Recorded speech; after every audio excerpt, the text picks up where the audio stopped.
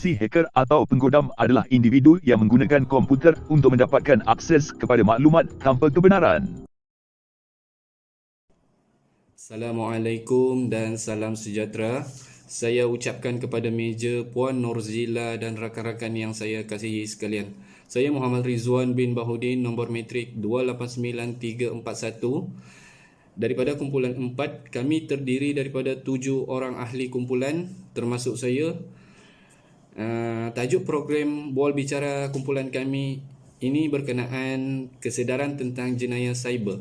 Okey, untuk pengenalan, program ini bertujuan untuk memberi kesedaran kepada masyarakat tentang jenayah cyber ataupun hacker.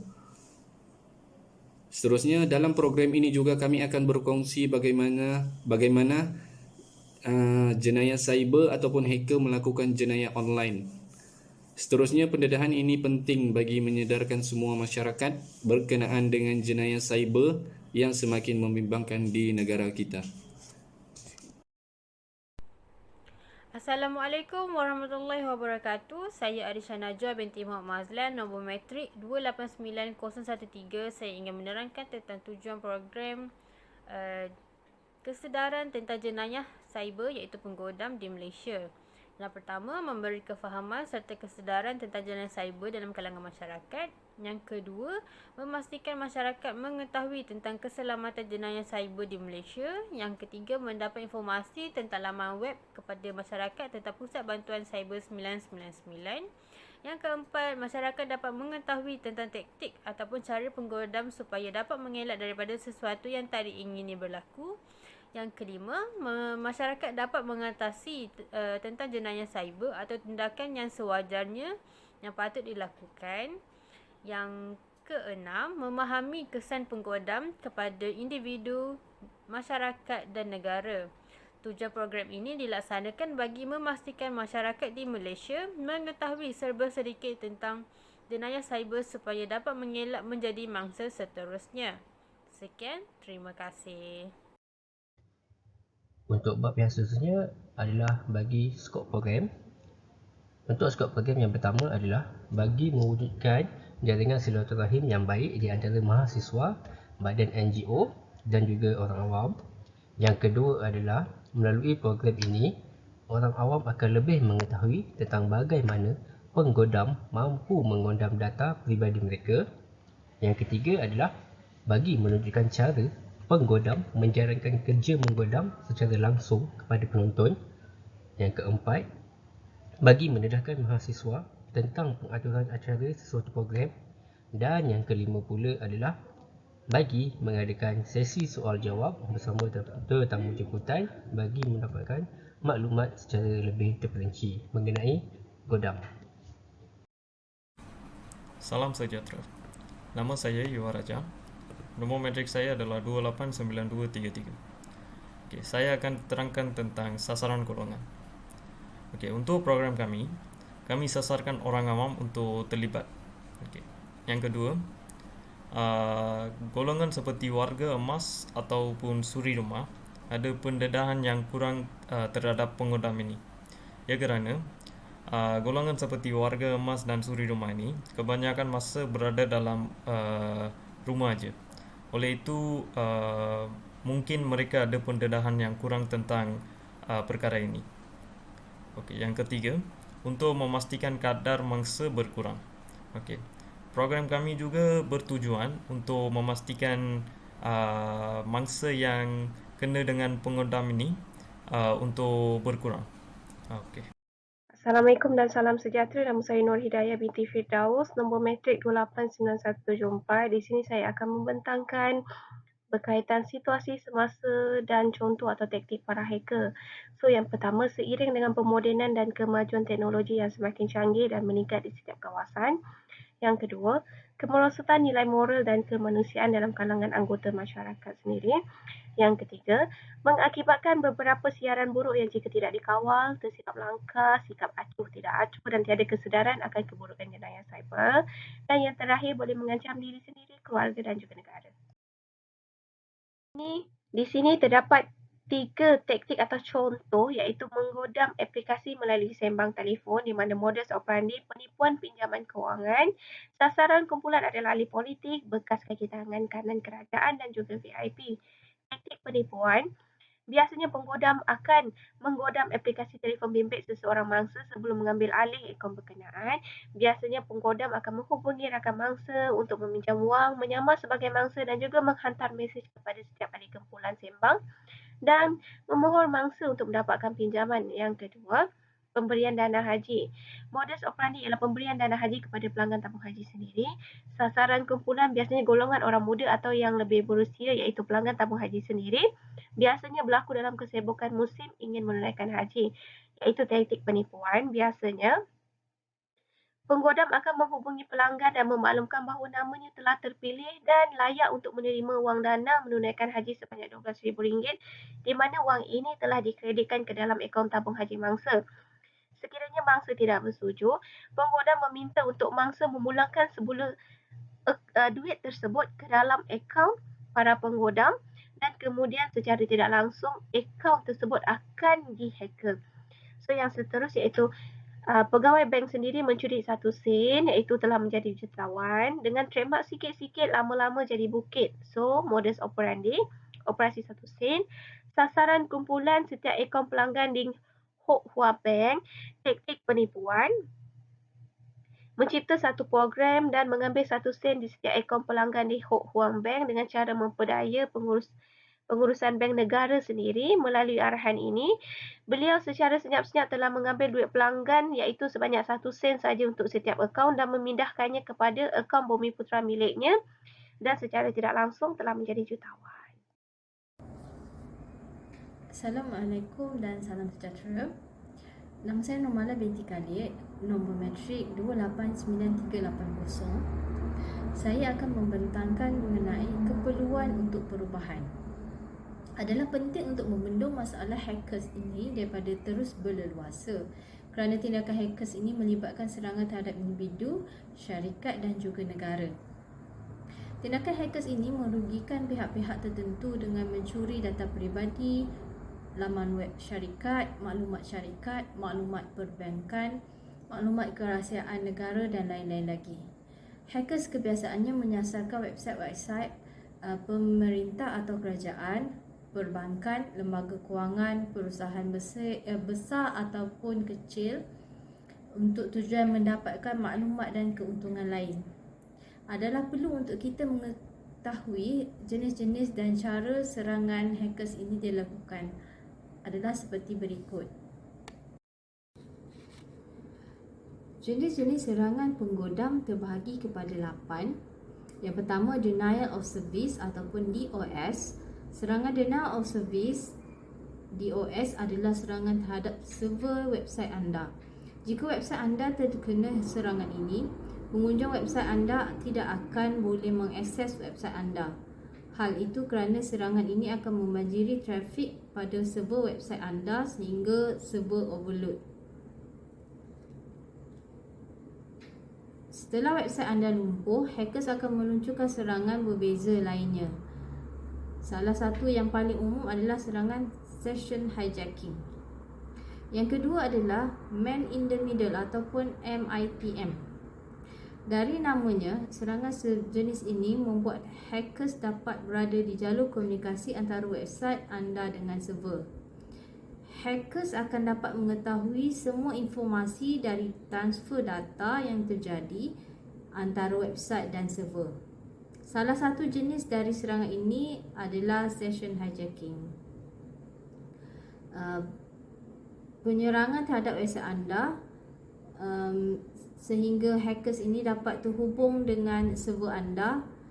Ketika website anda lumpuh, hackers biasa mengendalikan dan mengubah alamat IP komputer anda dengan IP komputer hackers. Yang ketiga adalah malware. Serangan malware merupakan jenis serangan yang masuk ke sistem aplikasi maupun website melalui fail aplikasi maupun website yang anda buka. Misalnya, anda membuka link tertentu, kemudian secara otomatis terdapat aplikasi yang terinstall secara otomatis. Di dalam aplikasi itu, hackers menyisipkan malware. Jika serangan malware ini berhasil masuk ke sistem, data penting anda boleh diambil atau disalahgunakan. Beberapa jenis serangan malware yang popular adalah seperti ransomware, trojan, spyware dan microvirus. Yang keempat adalah drive-by attack. Serangan drive-by sebenarnya masih berkaitan dengan serangan malware. Serangan ini merupakan metod yang biasa digunakan untuk melancarkan aksi serangan malware. Hackers akan mencari website yang tidak selamat untuk menyisipkan skrip berbahaya ke dalam kod HTTP atau PHP salah satu halaman. Dan jenis-jenis hacker, terdapat 6 jenis hacker. Yang pertama, black hat hacker, iaitu hacker yang paling terkenal, harus diwaspadai, banyak menjalankan kerja-kerja illegal. Hackers yang merentas sistem, mencuri data dan memata-matai sistem dan lain-lain lagi. Yang kedua, white hat hacker, mempunyai keahlian untuk meretas dan mengevaluasi kelemahan sesuatu sistem. Ketiga, blue hat hacker, iaitu hacker yang merupakan pihak ketiga, bekerjasama dengan perusahaan untuk menemukan kelemahan sesuatu sistem. Keempat, grey hat hackers, hacker yang tidak beretika, sengaja menggodam dan memperbaikinya sekiranya mendapat imbalan. Yang kelima, red hat hacker, disebut hacktivisme, melakukan peretasan untuk menyampaikan pesan sama ada dalam bentuk ideologis, politik, sosial atau agama. Contoh, Anonymous atau WikiLeaks. Yang keenam, script kiddies, iaitu penggodam menggunakan skrip yang diciptakan oleh orang lain. Kesemua tindakan hackers ini tetap saja merugikan orang lain. Sekian, terima kasih. Salam sejahtera kepada semua. Saya Dinisha Rajendran, nombor metrik 283403 akan menerangkan tentang langkah penyelesaian. Antara langkah ialah jangan membagikan data peribadi kepada sesiapa. Jangan pernah memasukkan data peribadi apapun kecuali anda pasti website tersebut adalah selamat. Cara mudah untuk mengetahui adalah dengan melihat huruf S di URL web. Selain itu, gunakan VPN. VPN adalah sebuah layanan yang memungkinkan kamu untuk mengunjungi sesebuah website dengan aman. VPN tersebut mempunyai dua fungsi, iaitu dua tingkar dasar, iaitu menyamarkan alamat IP anda dan membuat terowongan transkripsi untuk lalu lintas internet anda. Di samping itu, gunakan jawapan pertanyaan keamanan palsu adalah salah satu langkah untuk mencegah, kerana terdapat satu lamanan web bernama White Pages di mana nombor telefon, alamat rumah boleh dicari. Oleh itu, menyarankan anda untuk memasukkan jawapan yang salah. Seterusnya, penggunaan password numerik atau pola yang terlalu gampang kurang risiko para hacker membobol perangkat kamu dengan mudah. Jadi, gunalah password yang kompleks seperti campuran angka, huruf, kapital mahupun simbol agar risiko terkena serangan hacker dapat berkurang. Akhirnya, periksa permission aplikasi sebelum diinstal. Ketika ingin menginstal satu aplikasi, kerana setiap kali menginstal akan muncul dialog app permission berisi keterangan apa saja akses yang diberikan ke aplikasi yang ingin kamu diinstal. Sekian, terima kasih. Okey, baiklah. Sekarang saya akan terangkan tentang butiran program. Okey, program kami dijadualkan pada tarikh 11 Mac 2023. Hari Sabtu. Masa adalah 10 pagi hingga 12 tengah hari. Kaedah pelaksanaan melalui platform WebEx. Okey, penceramah untuk program kami Encik Muhammad Fat Aidan Nasir dan Encik Muhammad Syami Azri Zulkifli. Okey, sekarang saya akan terangkan tentang sebab pemilihan penceramah. Okey, mereka berdua merupakan eksekutif kanan di sebuah syarikat minyak dan gas di dalam bidang cyber security. Dan juga mereka tugas mereka adalah untuk memastikan mengelakkan sebarang aktiviti penggodaman dilakukan. Yang ketiga adalah mereka berpengalaman lebih dari 10 tahun dalam bidang cyber security. Untuk perkara yang seterusnya, saya akan menerangkan berkenaan dengan poster. Yang pertama, tema berwarna hitam dan gelap bagi menunjukkan sisi gelap bagi kerja-kerja berkaitan hacker ataupun penggodam. Yang kedua, hacker atau penggodam merupakan satu perbuatan yang salah di sisi undang-undang. Yang ketiga, pemilihan tulisan yang berwarna merah kerana ingin menunjukkan betapa seriusnya impak yang akan berlaku sekiranya kita menjadi mangsa kepada para penggodam. Dan yang terakhir pula adalah tulisan yang berwarna hijau adalah menunjukkan warna bagi koding kepada para penggodam. Assalamualaikum dan salam sejahtera. Saya Muhammad Rizal bin Zabbar 289110 akan menerangkan mengenai perbelanjaan dan juga pendapatan bagi program yang akan dijalankan. Untuk kos perbelanjaan, oleh kerana program ini kami jalankan secara di atas talian sahaja, kos keseluruhan program adalah sebanyak RM350 sahaja. Ini terbahagi kepada dua bahagian, iaitu pada tetamu jemputan. Untuk tetamu jemputan, kami akan membuat bayaran sebanyak RM300 tunai, dan bagi makanan dan minuman kita sediakan sebanyak RM50 kepada tetamu jemputan. Bagi pendapatan pula, kutipan akan dijalankan kepada setiap ahli kumpulan. Kami mempunyai 7 orang ahli dalam kumpulan. Maksudnya kami akan mengutip sebanyak RM50 seorang, dan total dan keuntungan yang kami dapat adalah sebanyak RM350 tunai. Okey, sekarang saya akan terangkan tentang jawatan pelaksana. Okey. Yang pertama, pengarah program, iaitu saya, Yuwal Raja. Okey, tugas untuk seorang pengarah program adalah memastikan program yang dirancang berjalan dengan lancar. Okey, yang kedua, timbalan pengarah program, iaitu Muhammad Rizal bin Sabah. Okey, tugas timbalan adalah untuk memastikan kerjasama antara penceramah jemputan dapat dimeterai. Okey, yang ketiga adalah setiausaha, iaitu Arsha Najwa binti Muhammad Mazlan. Okey, tugas seorang setiausaha adalah membantu pengarah dan timbalan pengarah untuk memastikan semua AJK menjalankan kerja seperti yang dikehendaki. Okey, yang keempat adalah bendahari, iaitu Normala binti Khalid. Tugas bendahari adalah untuk menjalankan kutipan sumbangan terhadap semua ahli kumpulan. Okey, yang seterusnya adalah AJK protokol, iaitu Muhammad Rizwan bin Bahudin. Tugas seorang AJK protokol ialah menyediakan garis panduan ketika seminar dijalankan, serta memastikan semua peserta mengikut atur cara yang disediakan. Okey, yang terakhir adalah AJK promosi, iaitu Nur Hidayah binti Firdaus dan juga Denisha anak perempuan Rajendra. Okey, tugas AJK promosi adalah mempromosikan seminar serta menyediakan segala alatan promosi seperti poster, bahan melalui atas talian seperti FB, TikTok dan sebagainya. Terima kasih.